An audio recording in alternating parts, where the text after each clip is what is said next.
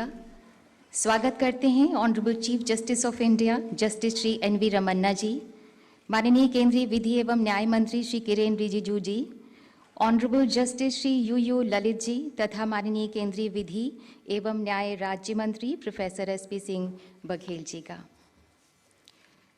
लोकतंत्र की आधारशिला न्यायपालिका और लोक प्रतिनिधियों मुख्यमंत्रियों के इस सम्मेलन, इस संगम में आप सभी विद्वत जनों का हृदय से अभिनंदन करते हैं। न्यायिक प्रक्रिया नागरिकों के अनुकूल हो, गरीबों की जरूरत के अनुरूप हो, सहज, सरल, सुगम, सुलभ और अविलंब न्याय की परिकल्पना फलीभूत हो। ये संकल्प हम सबका और भी मजबूत हो। केंद्र द्वारा ऊर्जा के जरिए तथा एग्जीक्यूटिव और जुडिशरी के सामंजस्य से न्याय प्रणाली के सामने आई चुनौतियों से कैसे निपटा जाए, ये सम्मेलन इसी का मंथन है और निश्चित ही इससे अमृत की प्राप्ति होगी। ये सम्मेलन लोकतंत्र के सच्चे मूल्यों को मजबूत तो करेगा ही, भारत देश के होलिस्टिक विकास का मार्ग भी प्रशस्त करने में मील का पत्थर साबित होगा। अब हमारा निवेदन है माननीय केंद्रीय विधि एवं न्याय मंत्री श्री किरेन रिजिजू जी से कि कृपया स्वागत संबोधन दें।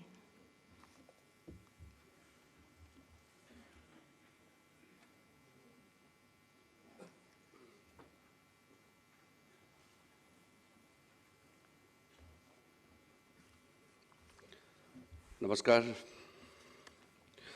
Honorable Prime Minister of India, Shri Narendra Modi ji, Honorable Chief Justice of India, Shri NV Ramana ji, Honorable Chief Ministers of States, Honorable Judges of the Supreme Court of India, Lieutenant Governors of Union Territories, Honorable Chief Justices of High Courts, former Chief Justice of India, learned Attorney General, learned SG, other senior law officers, my colleagues from Department of Justice, senior officers, friends from media, ladies and gentlemen. It is my honor and privilege to welcome Honorable Prime Minister to the joint conference of Chief Ministers of States and Chief Justices of High Courts, an event aimed to deliberate on ways to deliver timely, affordable, and quality justice to the citizens of this country. We are grateful to you, sir, for sparing your valuable time for this event, and we look forward to your valuable guidance. I extend a hearty welcome to Honorable Chief Justice of India to this confluence of heads of executive and judiciary. With great pleasure, I extend a warm welcome to Honorable Chief Ministers of States, Honorable Judges of Supreme Court, Lieutenant Governors of UTs, Chief Justices of High Courts, and other dignitaries. This august gathering here today is reflective of our collective commitment towards the guiding principles of this government, Sabka Saath, Sabka Vikas, Sabka Vishwas, Sabka Prayas. I am particularly energized by the presence of the Chief Ministers of the states and Chief Justices of High Courts in this conference. Your participation together can give shape and operate the idea of good governance and administration of justice.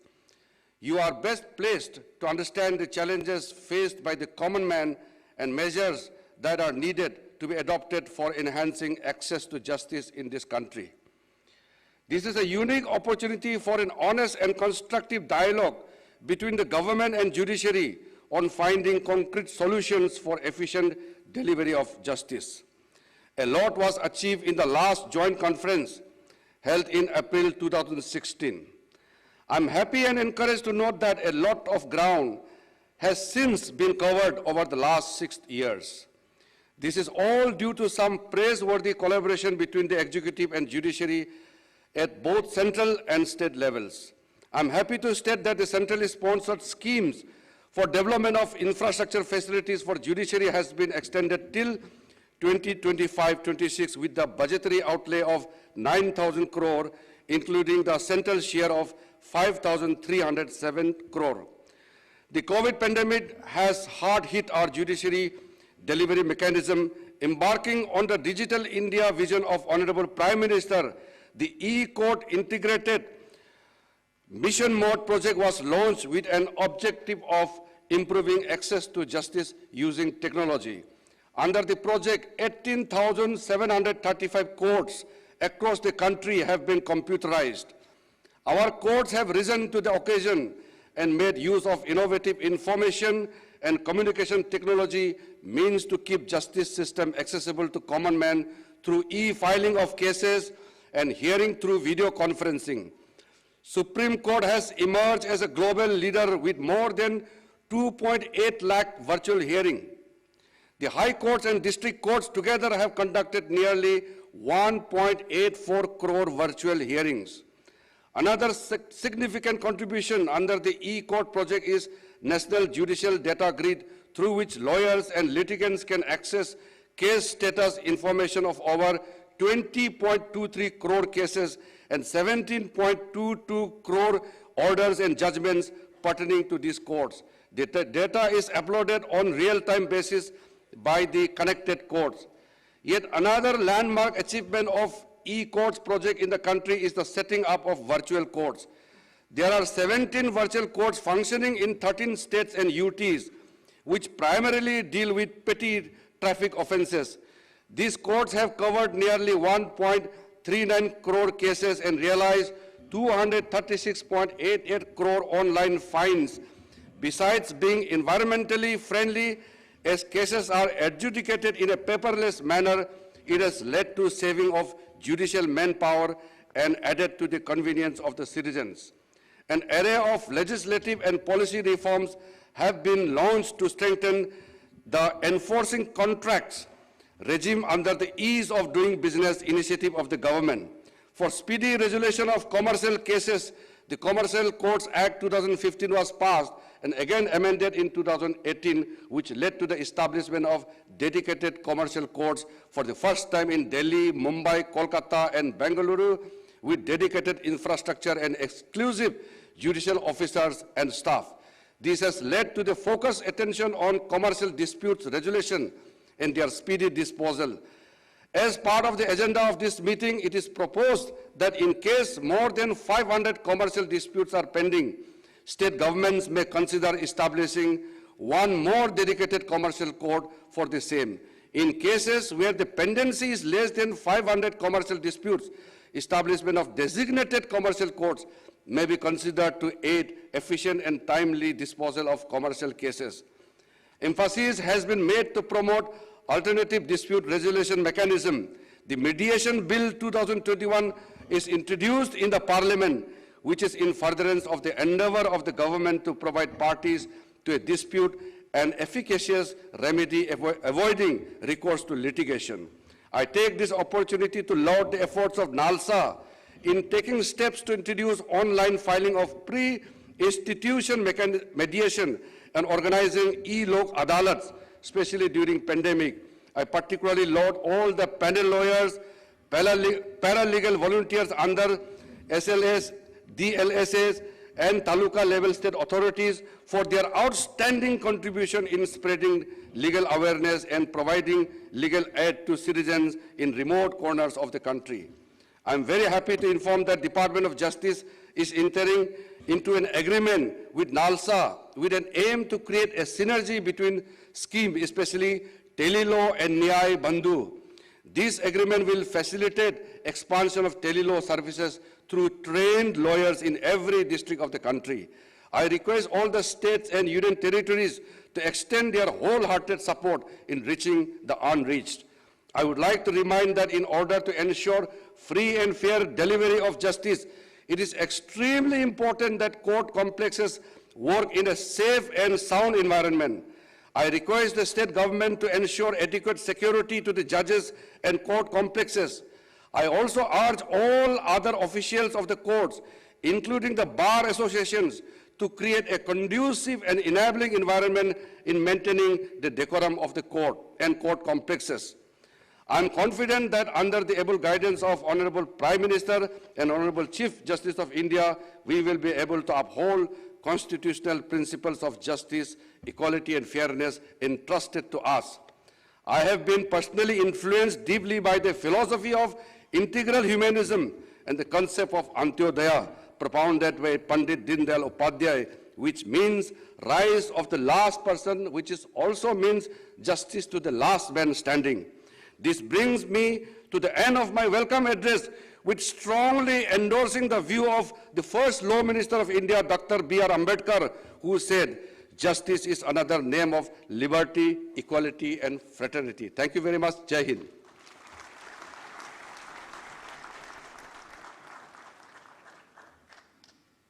बहुत बहुत धन्यवाद माननीय आपका। और अब हमारा विनम्र आग्रह है honourable chief justice of India justice Shri NV Ramana ji आपसे कि कृपया अपने विचार प्रस्तुत करें।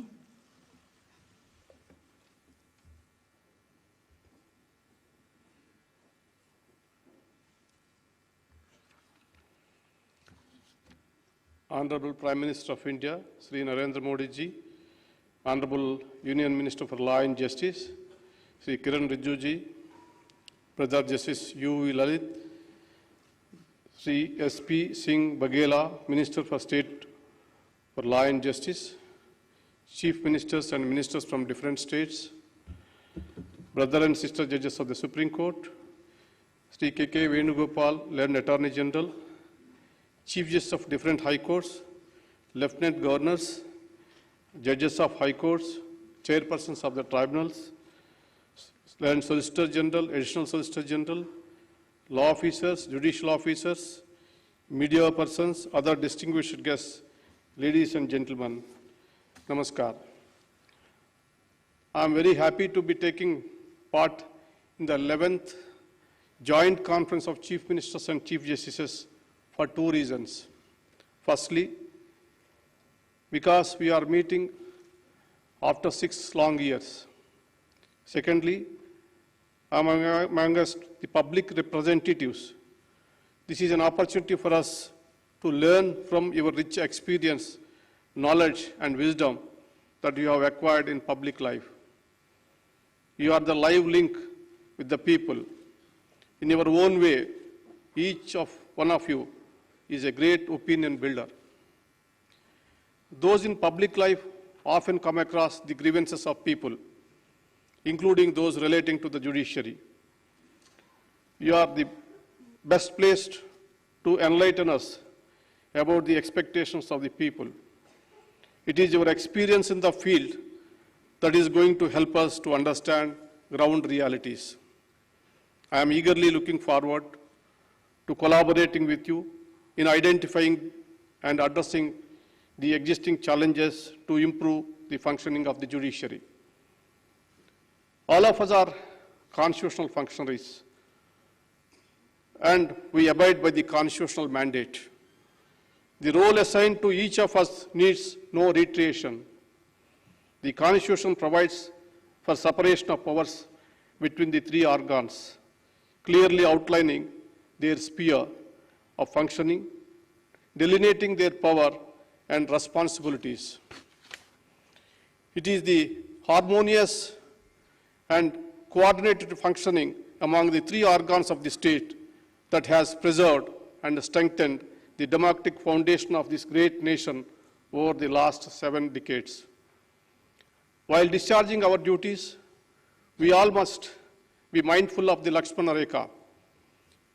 The judiciary would never come in the way of governance if it is in accordance with law. We share your anxiety and concern regarding the welfare of the people.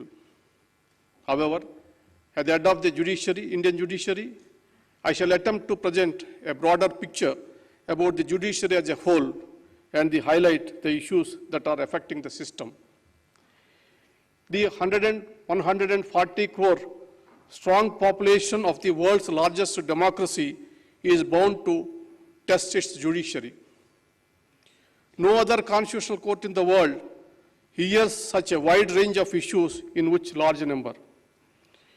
The situation was foreseen by the first Chief Justice of India, Justice Hiralal Kanya, who had once said, I quote, "This court would be called upon to discharge its duties as perhaps no other court has so far been called upon to do so," unquote. I would like to begin with the identifying few contributing factors for docket explosion in the Indian scenario. If a Tahsildar acts upon a grievance of a farmer regarding land survey or a ration card, the farmer would not think of approaching the court.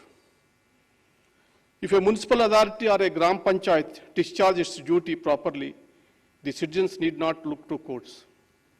If revenue authorities acquired land through due process of law, the courts would not be burdened by land disputes. Apparently, these cases account to 66% of pendency.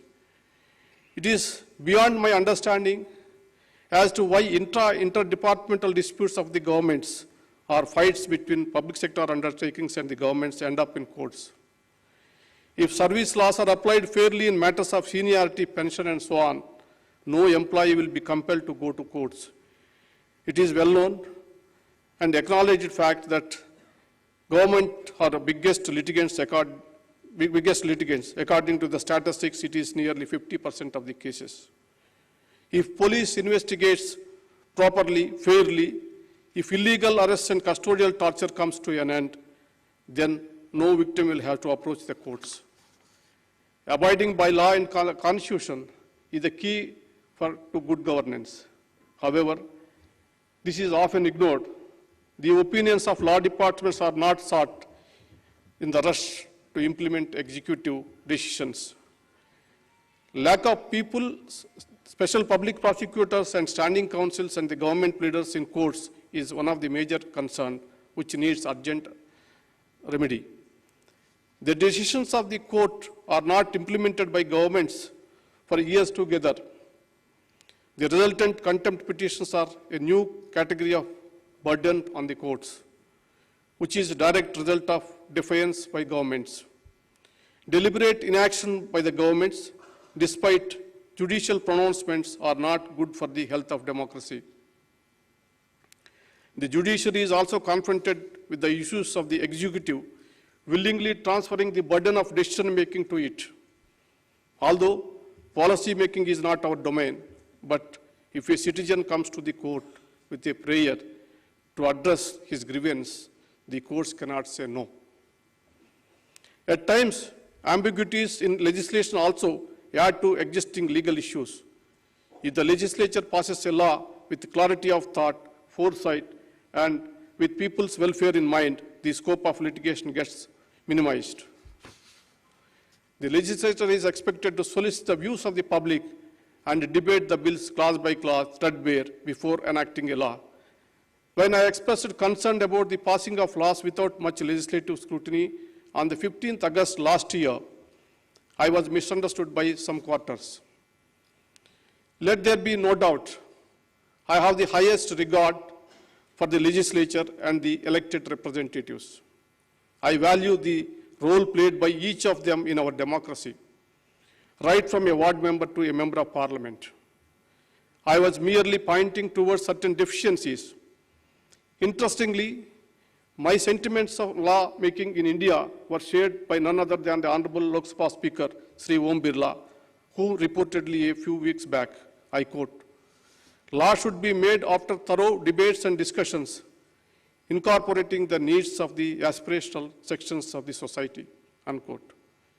Based on these principles, one can safely summarize that often litigation is triggered because of two major reasons.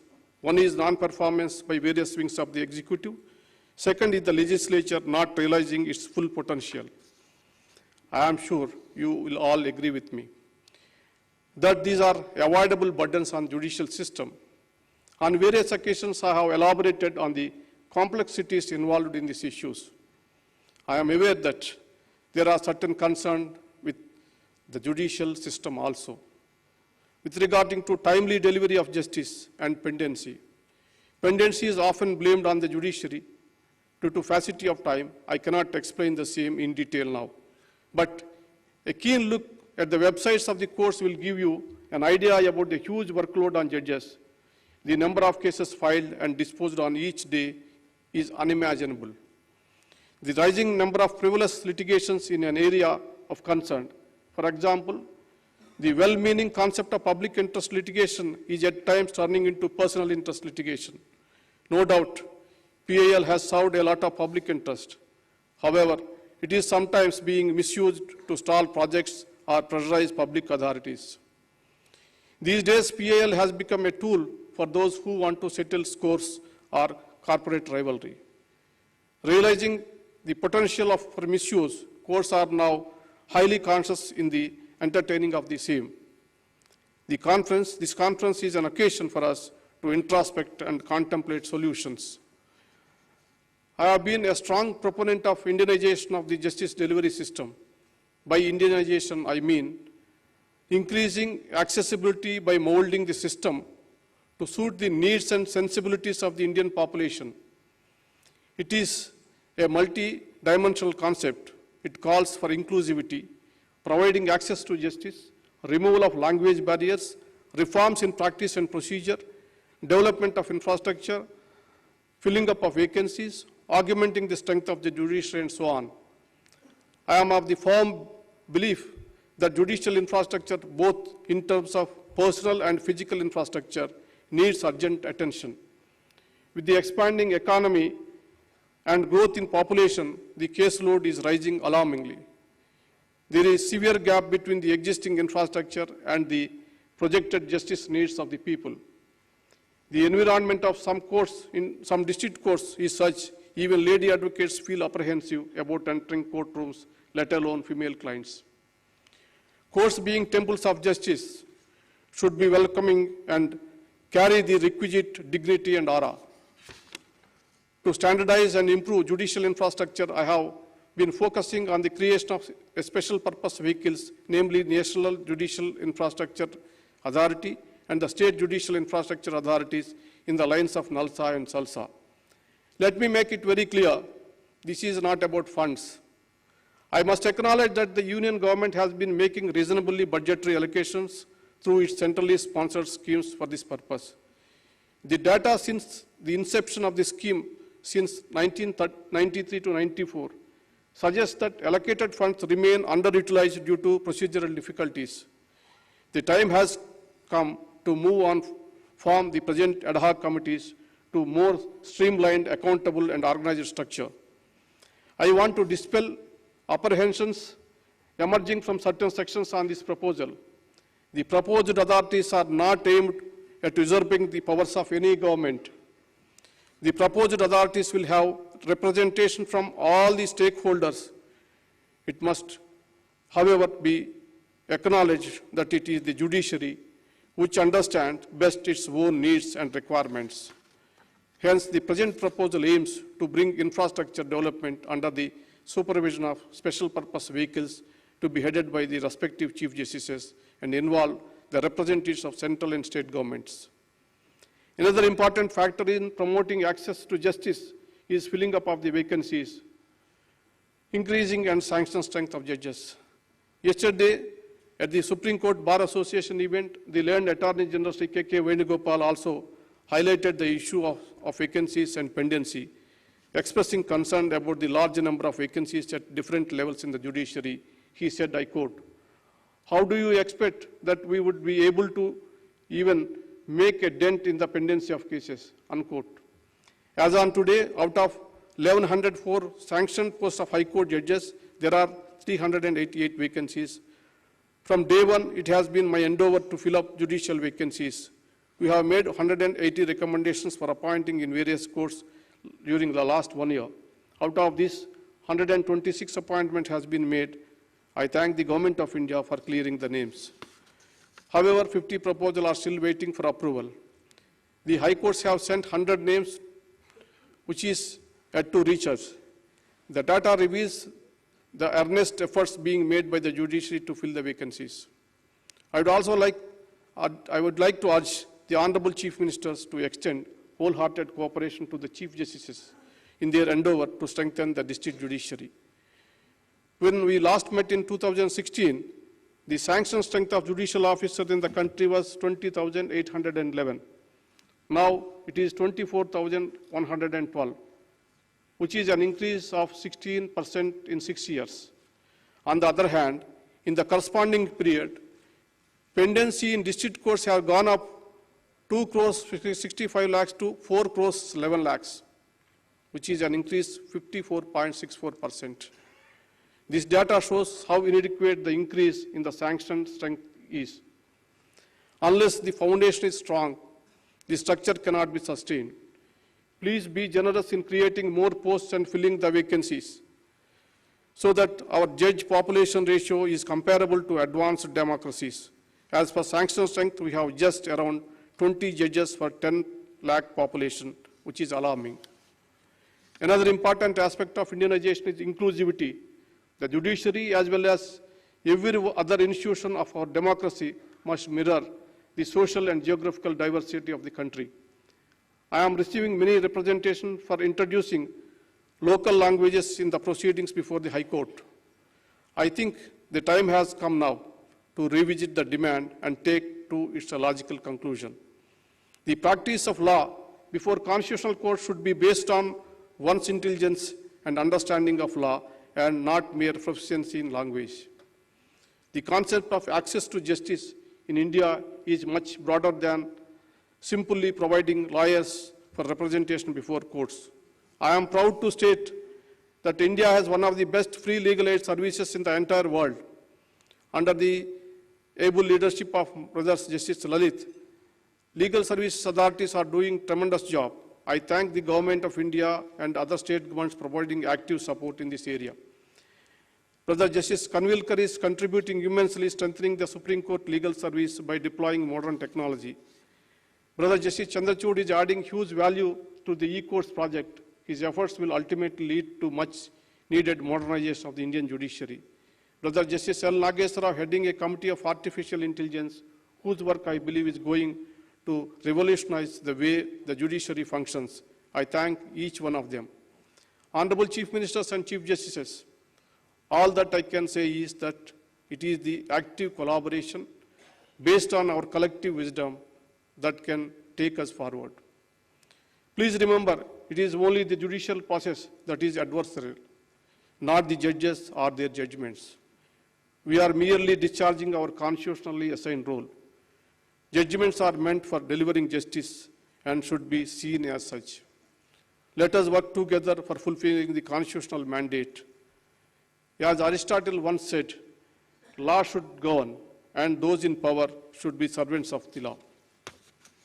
I am sure the thoughts and concerns that you are going to share in this conference today will be placed before the Government of India. I am confident that the points which are actionable at the level of Government of India will receive deserving attention. I take this opportunity to thank the Honorable President of India, Sri Ramnath Kovindji, who always been a pillar of support for us. Being an accomplished lawyer himself, he has a practical understanding of the Indian legal system and has always been extremely supportive for all our endeavors. It was at his behest that the project of translating Supreme Court judgments to Indian languages was initiated. He graciously took out time to interact with us yesterday night over a dinner. We are grateful for the same. I am very happy that the Honorable Prime Minister Modi ji has taken out time for his busy schedule to share his thoughts on this occasion. He had readily agreed to lend his support to the legal awareness mission in the interest of increasing accessibility. I thank him for his continued support to the judiciary. My dear friend, Mr. Rijuji deserves special thanks, promptly responding to my suggestion to bring together the Chief Ministers and the Chief Justice for this event. I am very happy to work with him, such a young and energetic law minister who is keen on improving the legal system in India. I would like to thank my brother and sister judges of the Supreme Court who have given their full support to this event. I would like to specially thank Justice Lalit, Justice Kanvilkar, who spared no efforts to make this event a grand success. My best wishes to all the Chief Ministers, Lieutenant Governors, and the Chief Justices who have gathered here. I thank them for traveling to the national capital despite the short notice and their busy schedules. Your continued support is highly appreciated. I would like to thank the Secretary General, the Registrars of the Supreme Court and other staff, Secretary of Ministry of Law and Justice, and other officials of the Ministry who work day and night to ensure the success of this event. I am sure all your efforts will bear fruit, and I wish the conference as a great success. I will be failing my duty if I do not recall the invaluable services rendered by all in the most tiring times of the pandemic to keep the flag of the judiciary flying high. I offer my sincere condolences to the families of those who left us during this period. Before I end, I would like to quote a few words of Mahatma Gandhi ji. I quote, "Man becomes great exactly in the degree in which he works for the welfare of his fellow men," unquote. It is in this spirit that we must strive to achieve the highest degree of greatness for our institutions. This is the befitting tribute that we can pay to our freedom fighters in these 75 years of the independence. Thank you very much for giving this opportunity.